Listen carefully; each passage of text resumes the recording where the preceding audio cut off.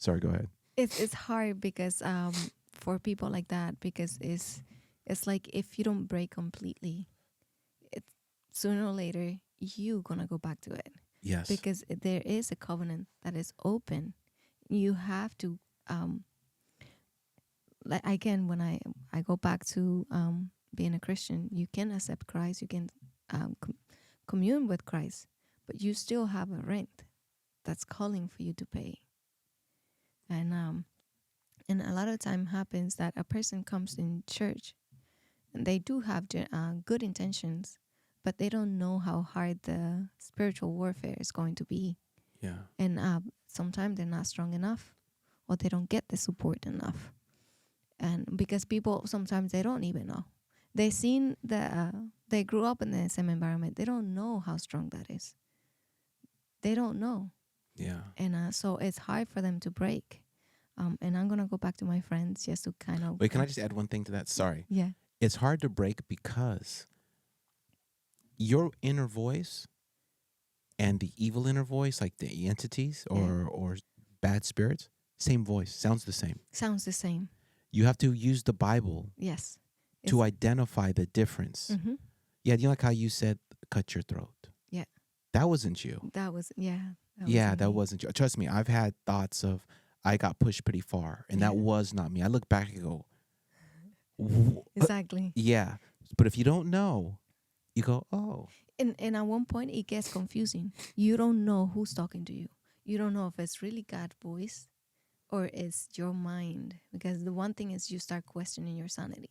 Yes. Like, am I crazy? Is this real? Is this real? My friend used to say that to me. I'm going crazy and you're gonna let me. And I that's when we reach the point where we know we're in trouble. That's what happened to my ex. She's like, I'm going crazy. I need to go to the hospital. And I go, no, you don't need to go to the hospital. Yeah. And was just flipping out. But sorry, go ahead. Go back to your friend. So when my friend was living with me, like right before Halloween, there was one night where she just sat, and she sat like this, and I just see this light coming onto her. And I was going to say, oh, you look like an angel. But he opened her eyes, and I could see she was completely another person. It was not her anymore. And she sat in like the Buddha position.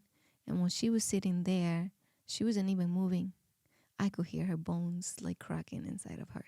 She's not even moving. And then she started talking into like a third person. Mm-hmm. And it's talking as if somebody else is in charge. But I would be talking with that entity. And then so suddenly another one would switch. Yeah. And she would say, there's no other night like this one. The door has opened and we are all here. We all want to talk. And But she said that? Yes. Okay. And as I was sitting in front of her, there was an energy there that I could not stay straight. Like a lot of the time I grabbed my head and put myself straight many times because I wasn't sure of what was happening. I didn't know if I was weak. I don't know if something was pulling me down. I just know that I couldn't stay. Like I couldn't sit upright. I just kept going like this, drifting from my original position. And around 3 a.m, she got up. She went to the refrigerator. She grabbed a gallon of water and drank straight from it. And when she put it down, before she did that, at one point she said, help me. And at this point, I cannot identify her voice when it's her from when it's an entity. That's how many things were in there. She would come with a different story every time a new entity start speaking. Mm-hmm. The scenery, what she wanted would change. Like one moment she wanted to cut her hair brown, and the next moment she wanted to have long black hair. Mm. And it would go from one thing to another, and her face would change. Like one, her eyes would turn dark, and the other one be light, and her face would like it just show so much anger and show so much hate in her face. It used to get scary. She get really close to my face, And she would say, I know why she likes you. She can see herself in you. And, or, oh, I can see my reflection in your eyes. It's been so long. And it was a whole bunch of weird things. Yeah. So at one point I didn't know when was her speaking to me, then when was an entity. And then when she said, help me, I said, what happened? What can I do? What happened? And she said, I'm coming out of caves.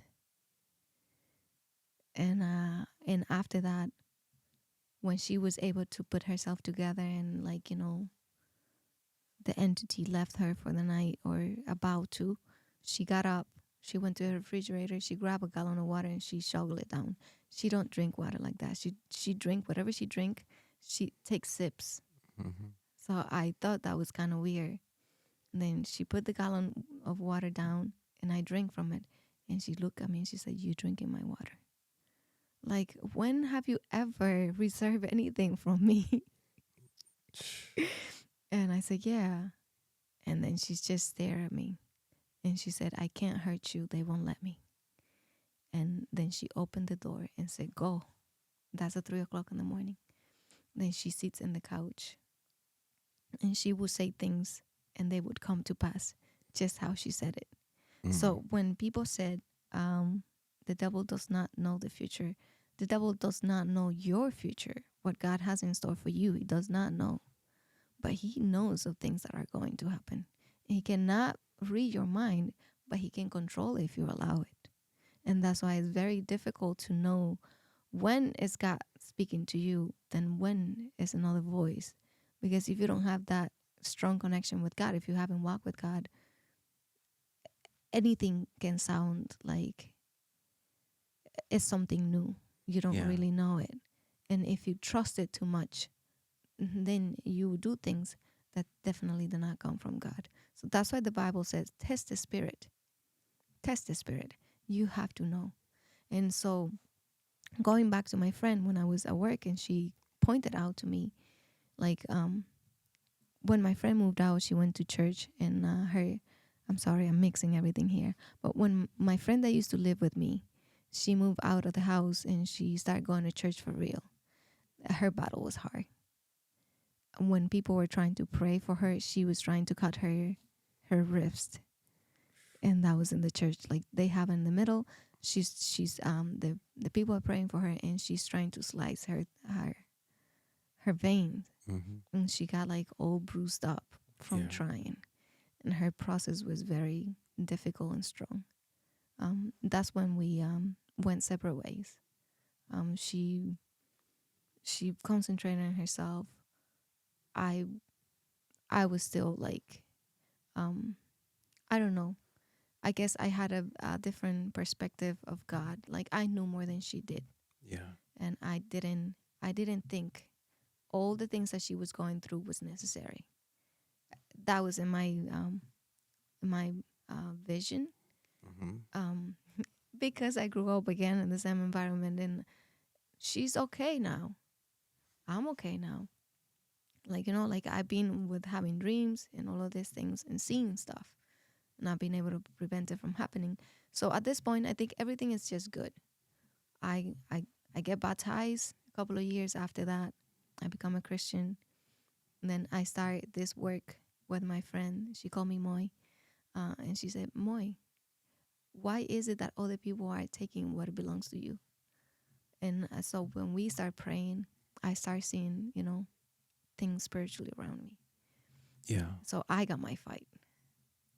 I got my fight because when I started praying to undo all of these things, then all these covenants, they start calling out. And I have entities coming to me in my dreams. I have things happening around my house, like that time when I prayed in my bedroom, and I just felt that strong presence coming into my room. That's like one of the episodes. But there were nights where I would do, like, again, you need to have like a level of consciousness. But if a spirit has some type of right to you, they can host you. And so I was still under all of that because my father was still renewing things every Yeah. certain time. I think it's every 7 years you have to renew it. He kept renewing you. It kept renewing me. And at this point, I have already talked with my father. My father says to me, I was doing what I thought it was right. Thanks, But Dad. yeah, but we didn't really go. Like, again, I'm still think, this is not going to get that bad. Like, all of this is not necessary. I have Christ. I pray. I walk with Christ. I don't think all of this is necessary. But it is. And that's where a lot of Christians don't know. They come to God. They never get past their stage in life, and they continue to live just in the same level for their entire life because they still have covenants open on them. Or one thing too is they don't think there's anything wrong. Like, say if they're financially doing average or above or better, Yeah. they think, oh well, God's blessing me. Yeah. They measure it that way. Or I haven't gotten physically sick. Yeah. Like I don't have cancer or anything, so Yeah.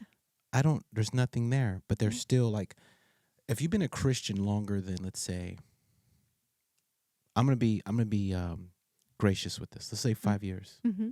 If you've been a Christian longer than 5 years and you don't have an in-depth understanding of the Bible of just the basics, Yeah.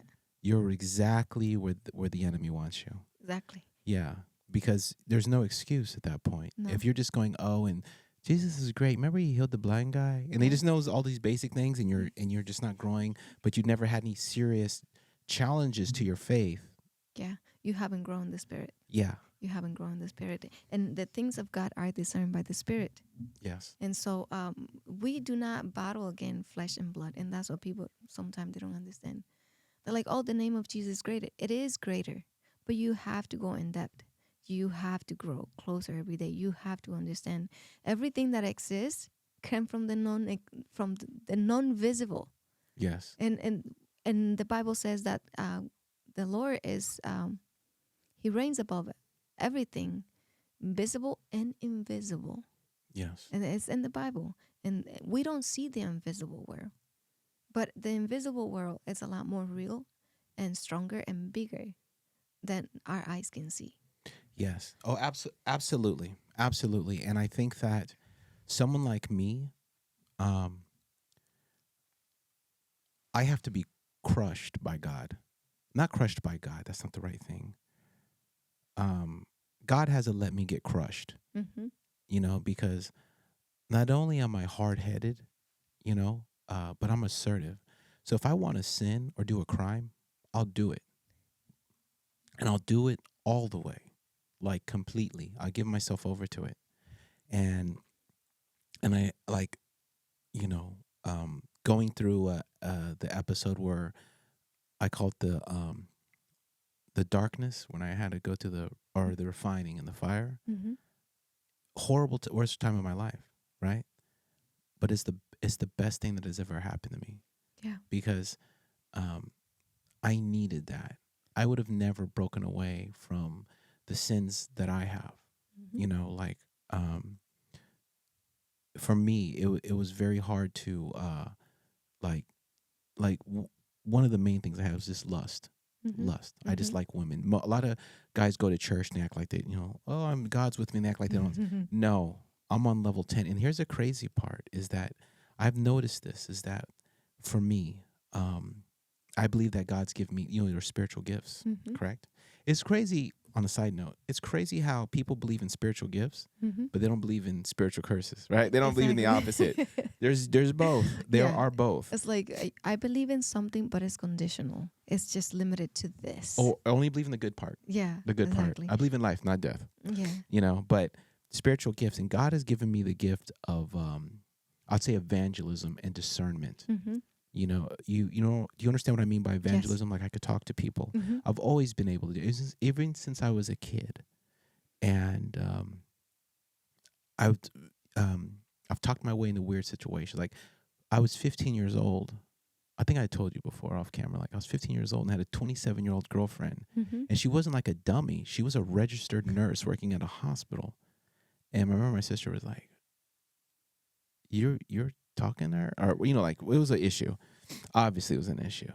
But what in the hell does she have in common with a 15-year-old? But I'm saying that to say this is that gift of evangelism and discernment, like empathy and being able to understand people, when it's used the wrong way, Yes. the level of manipulation that I could do, it's I'm amazed by it. Like no, I'm serious. Like I look back, and it's amazing. Like I could talk people into business deals.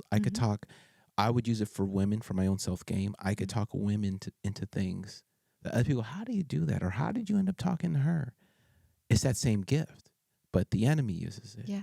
And I've learned, like I said, God, when I was like broken and going through the fire this time, I said, God, take this from me. Take it off from me, because I'll call it a weapon. When it's used for bad, it's a weapon. Yes. This weapon that I have, I'm going to destroy myself. Yeah. And when God delivered me from it, I knew immediately. I'm going to be straight up on this podcast. I'm open about it. I didn't crave pornography anymore. I'm talking like that, right? Pornography is so easy. I'm walking around. It's basically if you have a smartphone, it's like you're walking around with every type of pornography right there in your hand. You just got to hit a few ding, ding, ding, and you're there. The pornography went away. The lust after women, the needing to biblically know a woman, all that, gone. And I knew, like, thank you, God. And I said, God, reveal to me my spiritual gifts. If it's reaching out to people, if it's helping people, even if it's blessing people, God. And Phil, shout out to my buddy Phil Robbins, because I pray our prayer that I plagiarized from him. But God, if you want me to bless people monetarily, you need to bless me monetarily, because I that's the only way I could do it. I don't have the resources. And so God does all those things. And God and the ability to reach out to people. Like I Bible study with people during the week. I have you've seen me. Yeah. I'm checking on people during the day. Yeah. And that's what God's using me for, at least at this phase of my life. But my point is that there's spiritual gifts too that come along with it, because I don't want to doom and gloom and spook everyone out about what we're talking about.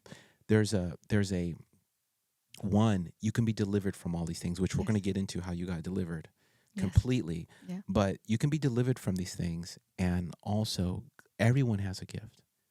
Well, some people have multiple gifts. Yes. You know, and I think one way you'll know your gift if you sit down with yourself. You can pray, but you'll even know your gift. Like if you're a sly talker, you're probably an evangelist or something. Or if you could feel what other, like I can go to a room and feel the energy of people around me. I don't know. Do you get that? I have to be very careful with the people when they approach me naturally. Yes. Because I tend to attract the people that are possessed. That are possessed. Tell me about it. That's the story of my dating life. Yeah. I work at this place. We had 168 employees. I call everyone my love, because I could not. It's the worst thing you could do as an attractive woman, is call random people your love. But go ahead. It was 168 people. I cannot memorize the name of everyone. So my name became my love, my nickname. Go bring it to my love. Look, my love is over there. And so this girl, she just went on her break, and I'm in the room, like working. I'm assembling things, like medical assembly. Yeah. And I'm praying, and I see her coming, and I just have to look at her eyes to know that pure evil was coming. Wait, is it a coworker or your boss? My coworker. Okay. I just have to look at her eyes, and I just knew pure evil was coming. And like I'm in a moment where I'm praying, and her presence is so strong, it killed my prayer and everything. So hold that thought. She became very attached to me at work. And I know she's doing all the Santeria stuff. I'm a Christian already. I'm baptized. But I still have covenants that are open. And so people that are still under that influence, they're still going to be attracted to me, because they're going to try to reel me back in it. Yeah. And so I don't think she was a lesbian, but she would hit on me. Oh, I mean, let me tell you something. There's women that will do things with other women, and they're not a lesbian. Whoa. They're just freaks. Okay, so that was her case. She would hit In on my me. expert opinion. Yeah, and she would come to church. She would come to church with Mm-hmm. me, and she would come drunk too. Yeah. And then she would call me. I'm in the cemetery. I can't sleep. I'm having a hard time. Can you pray for me? I would pray for her, but that would not stop her from messing around with her Santeria. Yeah. As soon as she felt better, she goes right back into it. Yeah. Yeah, she goes right back into offering candles, alcohol, and um, smoke, and all of that, whatever it is that required. She will go back into it. Yeah. The spirits, it's weird. And it's, and the Bible does discuss how spiritual things are spiritually discerned. Mm-hmm. For some, even some listeners, what we're talking about is going to, unless, depending where they're at, it's just going to sound like a bunch of spooky kooky stories. But this stuff is real. It's And real. like, I like, have experienced it. so have I. And like, you want to hear something crazy? Like how you're saying how the behavior is the same. I mean, there's doors there, right? There's doors. Like that same thing happened to me. Like there's women that have come out the woodwork and are like, just, I know what it is. They're just passing, like, um, I know what it is already. When I was younger, I didn't know. Mm-hmm. It's like, dang, I got it going on. She's checking me out, or this old chick's trying to come back around. You know why? Because I'm all that, like in your head. But now I know, like, no, I know what this is. Mm-hmm. Because when I fully said, God, use me, take me, and I don't want to slide back into that. I was hedonistic. You know what hedonistic is? No. Pursuit of pleasure. Pleasure was above everything. I was hedonistic 100%. I'm not anymore. And so the it's like little it's like someone walking by and going, "Hey, I like your nails." Oh, no. "Hey, I like your smile." And they leave a business card and like they're a modeling agency. That's what it is, right? And you're like, "A modeling agency. Are they saying let me call them." Like they're just trying to open up the dialogue. Yeah. So we would have that. Like I was even with my friend and we were at a car dealership. For him, I was picking him up. Mm-hmm. And some young chick, like in whatever, was like looking at me, just whatever, like normally someone who's that style, I could tell by the way she dressed and everything, would not look at me, but I could tell. I even had people, the youngest, you gotta think, I'm 47 years old. Maybe about 2 months ago, I had an 18-year-old invite me out on a date. I don't even hang around 18-year-olds. You know what I'm saying? Yeah. Like, ask me out. Like, I know what it is. And I'm like, no, God, I have to focus. I have to focus on you and stay away from that. And it's spiritual warfare. But one other thing, too, I rambled. I didn't mean to tell that what I just said. But the thing I was going to tell you is that, like, when I cut off with my ex, she kept trying to recontact. Yeah. And it's weird because she tried one angle, it wouldn't work. Yeah. But she knew I was attached to her kids. She has these twin boys. And what she would do is message me and telling me how much they miss me. And they think you're on a long vacation and they're waiting for you to come back. Mm-hmm. And they really, and even on the phone, before I stopped talking to her, she would say, "I'll work you out a deal. I'll drive them to you 2 days a week and you can have visitation." Like these ain't just to try to keep that door open. And I was like, no, I'm shutting everything down. So, not to interrupt you, but No, you're not. What happened is, I don't think this is your case, but in my case, that I was put under an entity.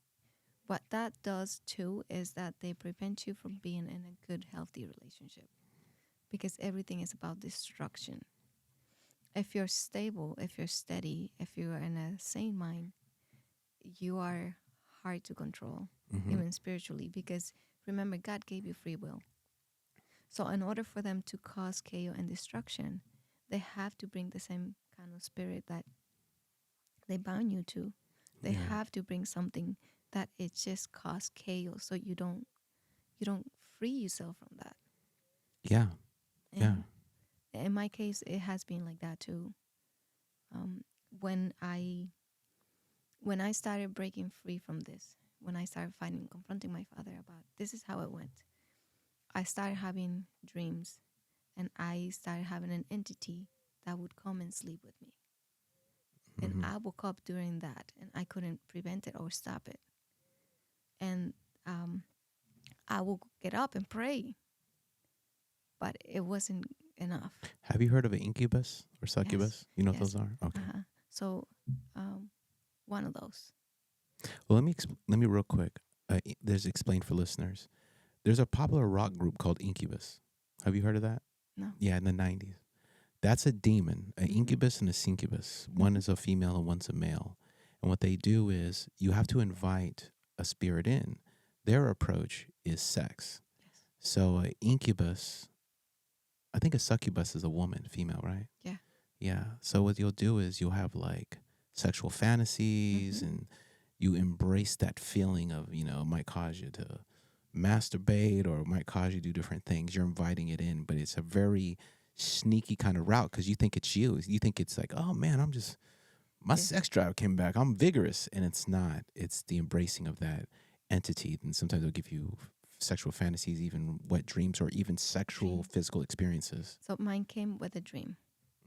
I was in a dream, and I was having sex with a man, but it looks like a female, but it was a man.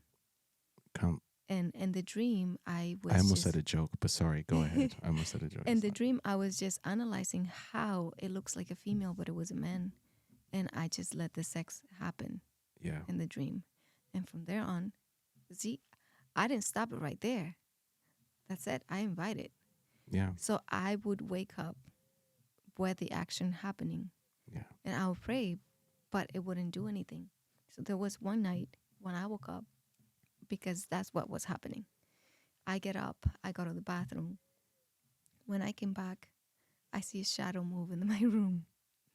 I start praying against it.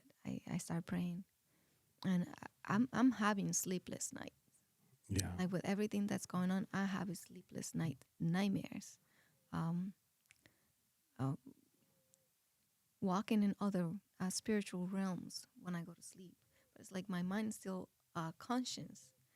In order for you to do that, another spirit hosts you. Mm-hmm. Another spirit hosts you, and then you go on a level of conscience, but you can't stop it. You can't fight it. Yeah. Astral travel sometimes. Yes, Yeah. astral travel. And you cannot stop it.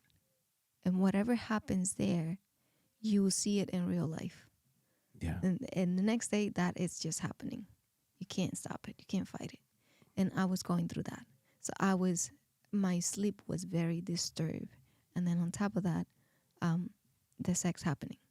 So that night, once I pray and I rebuke the shadow, I went back to sleep. And as soon as I'm sleeping, I feel it coming again. Mm-hmm. And I feel that whatever it is coming up from like one side of my leg. Yeah. But I started feeling the sensation, and I wake up Yeah. and I start praying against it. Uh-huh. I call a pastor that I know. I didn't explain that part, but I explained him about my dreams, about the astral walk, and all of that. And he said, you have to set your mind, your consciousness, that when you go in there, you have to pray and cover yourself with the blood of Jesus. So from that moment on, every night, when the spirit will come and take me and start the astral walk, I will start praying and covering and fighting back. Yeah. It took me a while to the point that I was wore out. Yeah. I was exhausted during the day. I was tired. I didn't have strength to pray. I was just depleted, Yeah. spiritually depleted, and physically, emotionally too. It's a fight. And at that point, my friend said, "Oh, there's someone that can pray for you and help you." And I went, and he prayed for me. And he said, "It's your father that is doing all of this to you. It's your father that is doing all of this to you." He prayed for me, and I felt better. I slept that night. I Yeah. felt relieved the next day, but it didn't end there. And my friend was like, "No, you're not free yet. You have to call every covenant that you made, that your father have ever made. you have to go all of that. You have to end that. You have to close it. And any altar and anything that you have done, you have to close that too. And I start having the dreams too of the house I move in with my friends, and I will come from a tunnel. It was so like, basically, I was just rolling in the dirt, and it was dirty, and it was dark, and it was messy, and it was like almost every other night that I had that dream. Yeah. And so I start calling against that altar, and I start, breaking whatever covenant was placed against me, and any altar and any food that I have been given and any practice that I wasn't aware of. I start breaking all of that. I start calling all of that out. And so when that altar was like done, Yeah. I dreamed I was coming out from the basement, but the basement was clean. And that's how I knew that that altar was no longer in service. Like, okay, this is done. You're free from it. I'm free from this one. But then I have others. Now I still have nightmares. I would have nightmares in like one of the astral walk. I remember there was like this St. Patrick things that they draw a lot, like the leprechaun. Mm-hmm. So a person like that, like a leprechaun, Yeah. it took a hold of me, and I just looked at him and said, "Tell me what's been done to me." And when I look in his eyes, his pupils were like a half moon. Yeah. It was a weird sight. Mm-hmm. And he just dragged me, and I just felt him dragging me all the way down. And I would just say, "Tell me what been done to me. Tell me what been done to me." Mm-hmm. And when I surface from there, then I start having other dreams. And in my dreams, the entity will reveal themselves. Yeah. Like they will say the name. And so I can fight against that. Because now I'm having a fight, like a real spiritual fight. I'm not doing this alone out of a hunch. Yeah. I'm going with consciousness. I know that I have to like break all of this. And one of the nights where I fast for 3 days straight. 3 days straight. And one of those nights I had a dream where I saw a black man that was a snake was coming out of his mouth and towards me. Mm. And when I started praying against it, the snake turned back and went back right into his mouth. Now, the crazy thing with that is that's a covenant my father made. And I know the person, I know the warlock or priest Yeah. that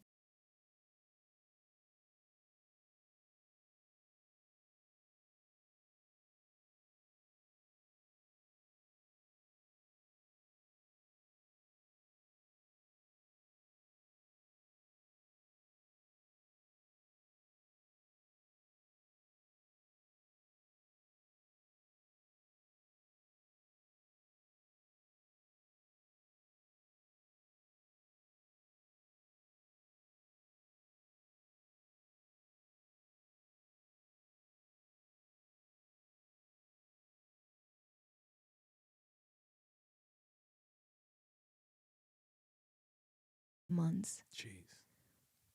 Yeah.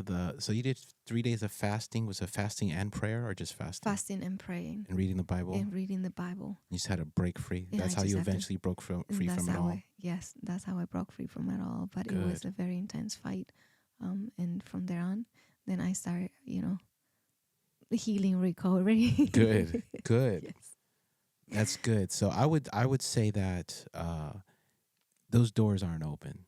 You know how I know your English is your second language, but those doors aren't open. They're closed. You've closed those doors. They're close. Yeah, it's just that they try to knock at the door Yes. and go, see if you'll open the door. And I'm so I know like how hard is the work. Mm-hmm. And I know how much strong it can get every time you go through a phase and you fight off and you clean yourself out. But Yeah, you don't want to go back. if you open again, it's 3 times worse than Yeah. the previous time. it gets to be very intense and crazy. You question your own sanity. Yeah. I No. I thought I was crazy. I thought this isn't real. Like this isn't real. And the funny thing is, like, me and my mother were sharing a room when that time was happening, and she would hear everything that was going on. And then I worry because she's in the other bed. She can't sleep either. You're probably keeping her up when we're getting. Yeah, like whenever I start praying, I can't just pray under my breath. I have to verbalize it. I have to get the word out. It is no other way. Like, I can't break a covenant if I'm not voicing it. And so she would hear everything that went on. And as she wasn't sleeping, I wasn't sleeping. Yeah. But I mean, I thank God that you're free. And what you're saying resonates with me because when I went through my refinement, I felt the same way. I felt, yeah, I felt that I was just gone. Like, I felt like I was dead, but I was still alive. Yeah. And I also felt that I needed to die. Yeah. Yeah, Yeah. like I don't need to exist anymore. No. It was complete spiritual warfare. And as you know, that's why I have a very strong, I'm not perfect, but I have a strong aversion to sliding back into my old ways. Yeah. Because I don't want to let any of that stuff back. Yeah. I'm on a good path. I feel good about my life. I feel good about myself. And so, I'm happy about that. But what would you say advice to someone who's going through what you've been through? The first thing that a person needs to do is to dig like the spiritual things in the Bible, because everything that is written is for our own good. That is written, Yeah. and the message is in the Bible. This is not craziness. This is real. So the best thing you can do is just to take refuge in Jesus and seek help. I mean, I know that a lot of people are going to deem you crazy. But search for someone. I know that there's a lot of people that say, hey, if you pay me this, I'll pray for you and I'll deliver you. That ain't real. Yeah, it's not right. That ain't real. But seek help. Seek someone that can help you. Spiritual warriors. A spiritual warrior, yes. In my case, I can help somebody like speak Spanish because I know how to verbalize things. Mm-hmm. And by whatever they tell me, I will know what they're fighting against. Yeah. If it is in English, it would be harder for me to do because I don't have that fluency. Even when I pray, even when I pray for myself, I don't have that fluency. What about words of encouragement? Don't give up. Don't give up. Keep on fighting. Keep on fighting. If you give up, there's no hope. You can't win this by giving up. You can't just lay around and play dead. It doesn't work. Yeah. And I like to add to that it's not just don't give up, but God's bigger than anything you face. Yes. So don't let go of God. Don't let go of God. Yeah, because God will completely deliver. Sometimes you might end up in a point where you're just struggling moment by moment. Yes. I'm talking, what I'm talking about? Yes. You're not even thinking about 5 minutes from now. No. You're literally thinking, I need to make it through the next 5 breaths. Yeah. Because it's that intense and that painful. Yeah. Yeah. So I could say, and I'm just trying to help you out because I know you're English, is that sometimes God will just have you stand still. Yeah.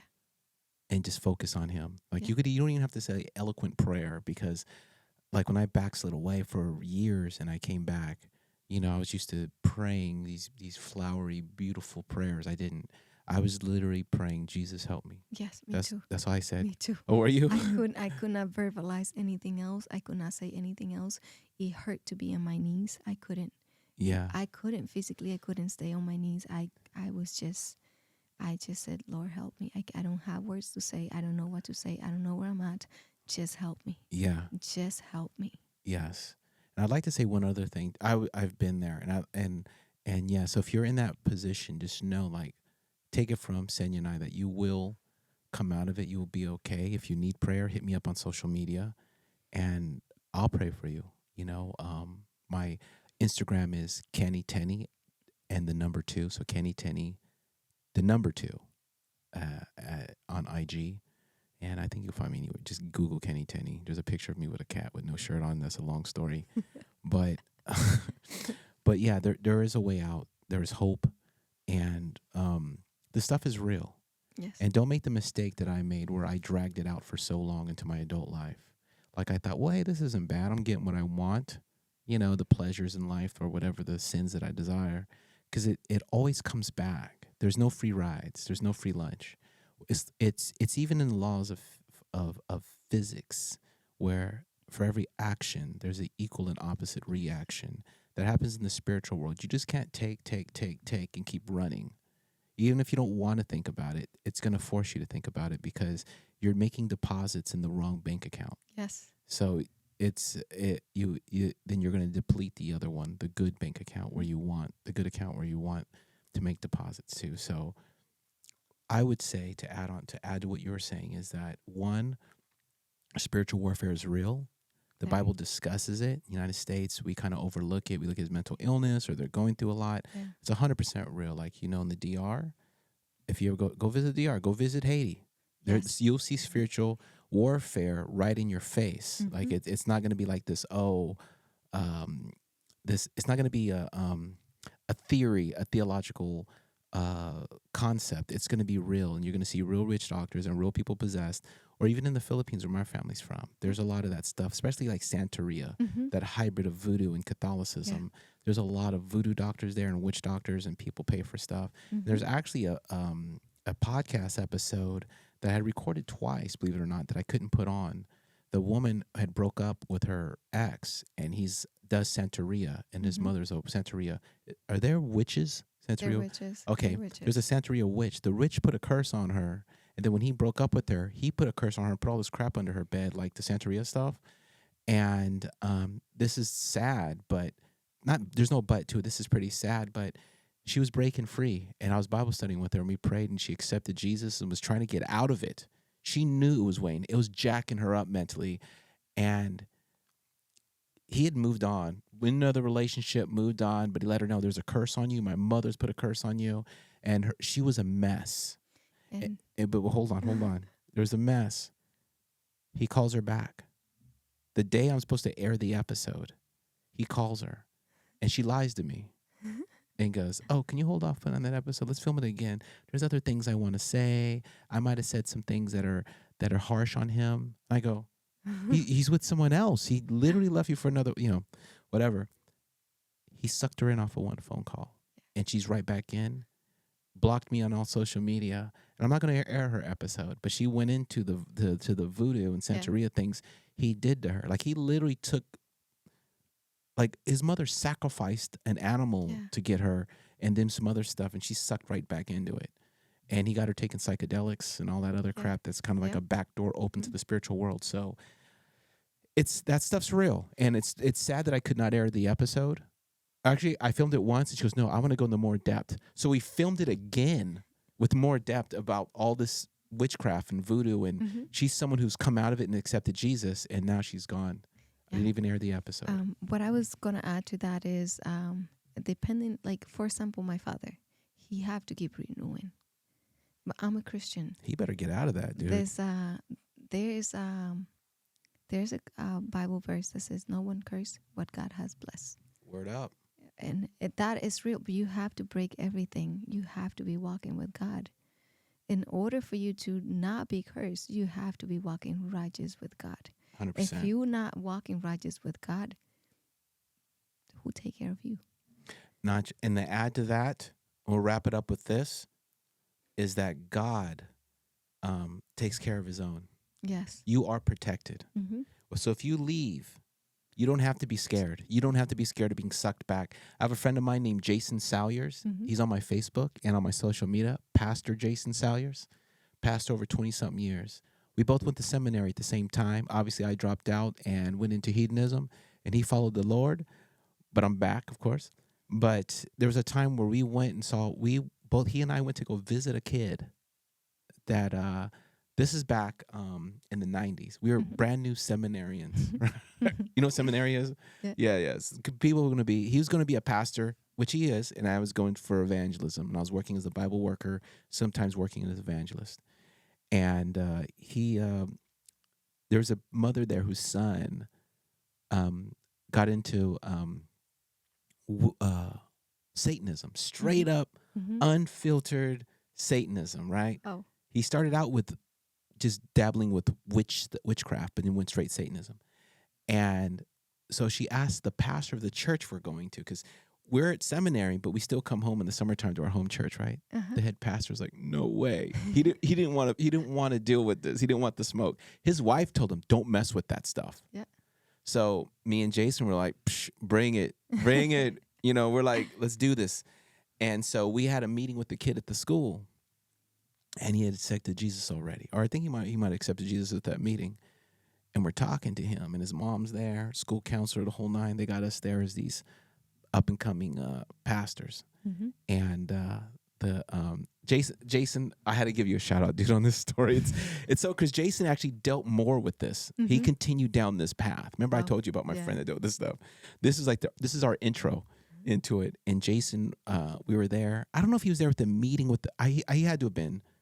I'm not sure if he was there with the meeting with the kid and his mother and the pastor, because the pastor would not go. And this was a pastor ordained the whole nine. He was just listening. And he's like, "I'm not going." Afterwards, he's like, "I'm not going. I'm not going there." But I was like, I mean, to me, I'm competitive. If God's on my side, I'm throwing hands for God. So, what, you got something to say? Yes, I'm gonna say, if that's not your gift, don't mess around with it. How do you know? How do you know? I feel my gift is never mind, I'm not going to talk crap, but I feel that I don't know, how do you tell then? I felt it was my gift. I don't know how you tell either. I felt it was my gift. But I know, like, that kind of people get close to me. They naturally get close to me. They ask me to pray for them. And not so long ago, I had a girl that I work, and as soon as she started talking to me, I knew what she was about. As soon as she started talking to me, I knew what she was all about. She started telling me, Jesus this and Jesus that, but the frequency and the manifestation and all of this and all of that and the median. I'm like, yeah, you're tripping, dude. You're tripping, yes. Well, and for her, it's like I gave her certain things. I'm like, okay, I'm just going to direct you. This is what you should do. Look into this. After that, she didn't talk to me anymore. And it's because I am so afraid when people come to me like that, because I just know what I've been through. And I have to be careful what door I open. Even the music I listen to, a lot of the time, I'm careful with that. Yeah. I'm careful with the music I listen to. Most of the time, I just listen to gospel because I'm worshiping God and I'm remembering what God has done for me, where He has brought me from.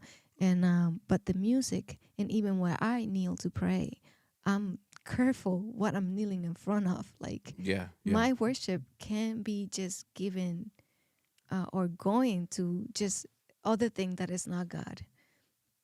No, I understand what you're saying, and I feel you. I don't know what the call is.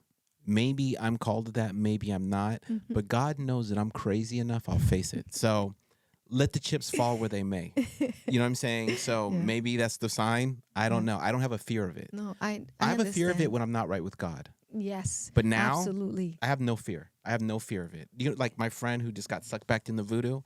Oh man, I pray for her hard. You know what I'm saying? I'm like, God. And some people are scared to pray for people like that because there's blowback spiritually on you. Yes. Yeah. Yes. So to add to that, my prayer life sometimes goes from being very strong in praying and not as strong enough in praying. Just praying to stay connected. Yeah. So when I'm praying, like, it has to do with like how busy and stuff I am. A lot of time we tend to do that. Human tend to do that. I'm not perfect. But when I am going through a period of time where I'm just like praying just to stay connected with God, just to pray, because I can't take the responsibility of making it on my own. I don't dare to engage in anything like that. If I am praying fully in prayer, when I mean fully in prayer, I can pray for an hour, a night, 30 minutes in the morning, I'll pray throughout the day. When I'm in that position, I'm not afraid. Yeah. No, for me, I just have to feel connected to God and in the Word, and with each day that passes, I feel stronger. You know, I'm human. I make mistakes. I Yeah. have my flaws, but overall, the trajectory is up. And me, I'm a, I, I will go. I will go to the wall for God. Like I don't. If it's not my calling, then I'm gonna get wrecked, and it's gonna happen. I mean, that's just how it goes. Yeah. But I'm going after Osama. You know how those guys, the SEAL team, went in there and got him. Yeah. I'm going after Osama. If I die in the process, it happens because I don't. I've come to realize that I've been running my life for 47 years, and I've led it into a circle longer than the Israelites were in the desert. They were just 40. I did 47 and going in a circle. I don't care anymore. I have nothing to lose. I'm the worst for the devil. I am the worst type of Christian to deal with because I have nothing to lose. I have nothing to lose. You can't break what already's been broken. Yes. I have nothing to lose. Get that? And so we went in there going back to that story, we went in there and sat there. I don't know if he was in the meeting with the parent, but he did come with me afterwards. And the kid was there. And we're like, okay, so what's going on? And it's weird because he explained the book Alice in Wonderland is what sucked him in. Yeah. I've never even heard that before. And I was like, what? And he goes, yeah, yeah. And so he showed me, and he's explaining these connections between Satanism and Alice. I was like, It's I'm sorry to say, just to add to that, Spiritism is so enchanting. okay, well, no, I understand. That's why Eve, in the Garden of Eden, in Hebrew, it says that she was enticed. She was seduced over a period of time. It wasn't like, hey, try this apple. And she was like, all right. No, it was a seduction and enticing. And the other thing is she tried to defend God, or like she engaged in the conversation with the devil. Don't ever do that. Yeah, but see, here's the problem. The devil doesn't look like what you think. He's not walking around with a bull with the horns. It might look like Brad Pitt in his prime, and you may be like, "Hey, you know what, Brad? True, but Brad, again, you're crazy, Brad." the Bible says, "Test the spirit." You're right. And some people don't know, and once they start talking to people, you can sense, you can see. Like now, I can recognize when like that girl came to talk to me that day. I'm recognizing the ground I'm at. Like I need to get out of this ground immediately, because her purpose is not that she is trying to connect with Jesus. She's in a spot where she's comfortable. She like where she's in. She's in a deceived spot, and she don't want no clarity from there. So what she's coming in to do to me, misery loves company. Trying to suck you in. It's yes, exactly. Yes. And I cannot allow that. No, I feel you. But going back to this kid, he was telling about Alice in Wonderland in the book. I've never heard of that, so I didn't make sense of it. But I was like, okay, you know, that's possible. I don't know. I'm open-minded, but I never took the time to research that. So he said Alice in Wonderland sucked him in, and he goes, I go, well, you've accepted Jesus, or he might have accepted. Oh no, he already accepted Jesus, and he wanted to get baptized. Yeah, and he goes, but they won't let me. And I said, who? He goes, he would just say them. They won't let me. And I go, and you got to remember, at this point, I was probably a Christian 2 years. I mean, I got shot out of a cannon. You know, a lot of people become a Christian and they become like a youth pastor. I went right to the grimy. You know, we went to prison ministry, street ministry, and this. But I think that's because of the environment I came from. And I was going in circles with him about, wait, who? Yes. And he was like, them. They just won't. It's too many. Yeah. Or it's just like, it's hard to explain. It's hard to explain. So I go, what do you need me to do? What do you need done? And his mom goes, well, our house is now has paranormal activity in it, and we need all these satanic things removed, because he's an artist. All the stuff he started drawing, and he says he doesn't, like, he'd get into like a zone and draw the most demonic stuff, and it's on the walls in there and everything, right? So Jason and I were like, I don't know if Jason was at that meeting or I talked to him afterwards, like, hey, come with me. I'm not sure. I'm pretty sure he might have been in the meeting with me. And I was like, after they left, we said, we got it. With the pastor, you going to go do that? He was like, and remember, this is my mentor pastor. Like, this is the guy who's training me. He goes, And his wife was like, no way. I would say the same thing. If I ever come across an area like that and I don't feel prepared, I don't engage. I was like, I said, in the name of the Lord, bring it. So I said, listen, we packed up. Got my friend Jason. Let's give us the address. Send location. Mm-hmm. We rolled out there, right? We go in his room and we're like, and his mother was telling us already that stuff was moving in the house. Like Yeah. stuff was floating around. Things were turning on. And I know when I went in there, but I don't know if it was placebo effect or if it was real. But I remember looking around like, I feel. You feel the energy. Yeah, you feel it. the heavy Yes. darkness. But it's a weird type of darkness. It's not like when you think like at nighttime and you're scared. It's not like that. It feels like something's about to attack you spiritually. It's very aggressive. Can I share one more thing? Wait, let me just finish the story. Then Okay. it has to do with this part? Yes. Okay, go for it. Okay, so when you feel that kind of energy and sensation, it is because something is there. It's an entity there. When my son was small, my oldest son, he was about 6 months old, and I was still together with his father. Mm-hmm. There was one night that the moon was out, and I nursed him. I put him to bed. I closed the living room. We had like an open space between the kitchen and the living room. Remember, this is countryside setting. Yeah. And I go into the kitchen to grab dinner. And when I walk into the kitchen, whatever presence there was so strong, I felt they're gonna close the door on me. Yeah. And my hair, like my arms, just like feeling goosebumps. I grab my dinner. I go inside the room. I close the door, and then all of a sudden I hear something like it's just lashed on the walls. Yeah, yeah. 3 times, like if it hit it with like a barbed wire or something. Yeah, yeah. 3 times, and my son wakes up. Yeah. And then later on at night, we just hear something walking on the roof, like it sounds like a person running backwards. Yeah, yeah. And my kid's father is like, I should go out. I'm like, do you dare? Do you dare to go out? And then he's like, no. Because then we heard something scratching, and it sounded like metal on metal because we use tin roof. And it just sounded like it was scratching like something metallic was scratching the roof. He didn't dare to come out. Yeah. No, see, well, yeah, it's that type of energy. And it's very dark and aggressive. Yeah. But I didn't know if it was placebo effect.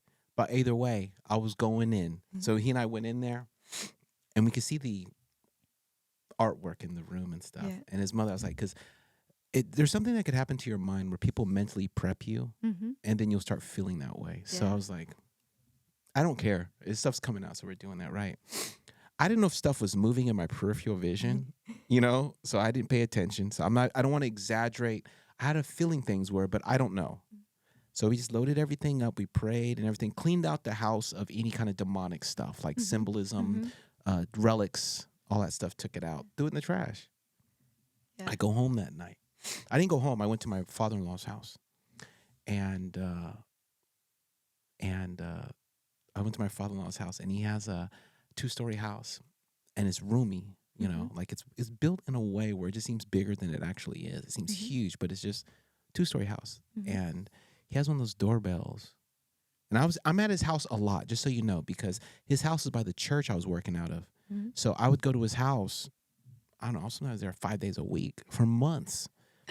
Never had a problem. So I go, he has one of those doorbells that goes ding dong dun dun dun dun dun dun. You know what I'm talking about? Yeah. So I go there, I come in, my ex, she's my ex now. She was my girl back then. And she was like, how'd it go? Like, she's freaked out too. She grew up in church. She was like, how'd it go? I go, it went good. I mean, and so she was like, but I think it followed me because she started creeping out. She wasn't even there. Well, now I have to pick a fight with you. Wait, hold on. You gotta let me finish this story because I'm gonna forget.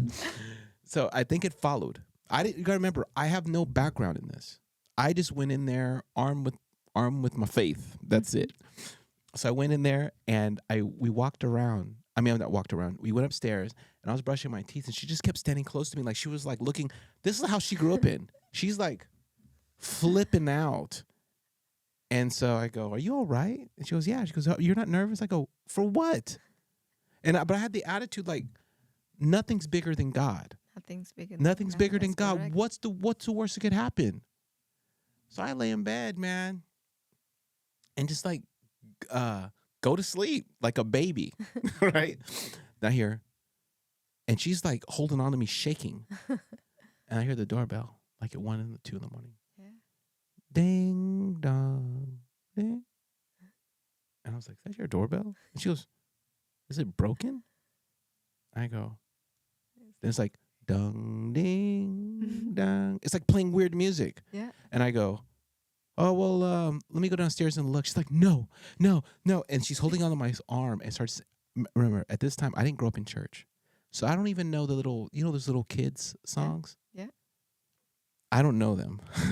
She's holding my arm going, "Father Abraham had many sons." Have you had songs? Many sons have father. Yes. She's holding my arms and like freaking out, holding it. I go, "Let me check. Maybe someone's ringing the doorbell and it's not." And the door is one of those doors where it's a wooden door. There's glass. Mm-hmm. And you could kind of see through it. And then around the trimming is glass. Mm-hmm. So I go and look and I try to light, go, You don't see "There's no one anything. out there." I start going upstairs. Ding, dong, ding. It just kept doing all these weird sounds. And and she's like, "Kenny." I mean, she freaked out, dude. And I was like, "Well, listen, let's pray." And we prayed. It stopped. I went to sleep for the rest of the night. She was holding on like this, like just freaking out. Let me tell you something. The devil paralyzed For you Jesus. with fear. For Jesus. Yes. The devil paralyzed you with fear. When Adam and Eve fell short of the glory of God, the first thing that they felt was fear. Yeah. And it's the very first thing the devil But they were strikes fear you. of God. Yes. But it is Not me. I'm not scared of God. no. Unless I'm sinning. Exactly. So the devil, the first thing that he does is to make you afraid. Mm-hmm. It's the very first game. You start being afraid, you start losing it. Yeah. It's the very first weapon. Very Yeah, effective. fear. Yeah.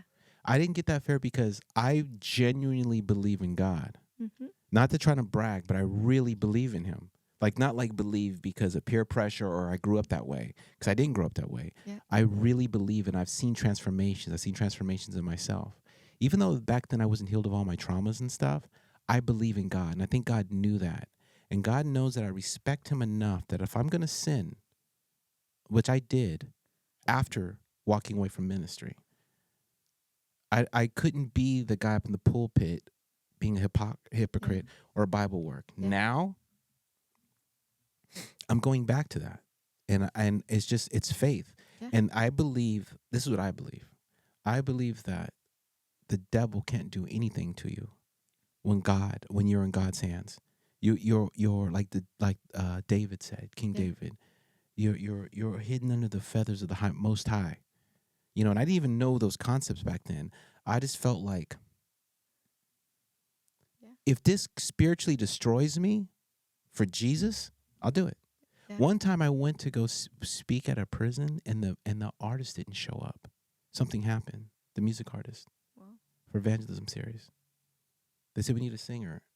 I said, "I'll sing." I butchered it so bad. They stopped me about 30 seconds into the song. The inmates had the words with the music. It was in the prison. Mm-hmm. And they're looking at each other. Mm-hmm. And I just didn't know how to sing. But that's how nutty I was. I was like, I'll do anything. Yeah. And I'm getting like that again. But But to end it on a positive note, and I have to use the bathroom. And we've been here long. We've been we're over 2.5 hours. I would like to say that I want to thank you for sharing your story and opening up. Yeah. I want to bring you on again so we can go into more details because you have a lot of nuances in there. But I think it was important to share with people the spiritual element of being a Christian and that you're not crazy if you experience firsthand spiritual warfare. Yes. And it's not crazy to believe in spiritual warfare.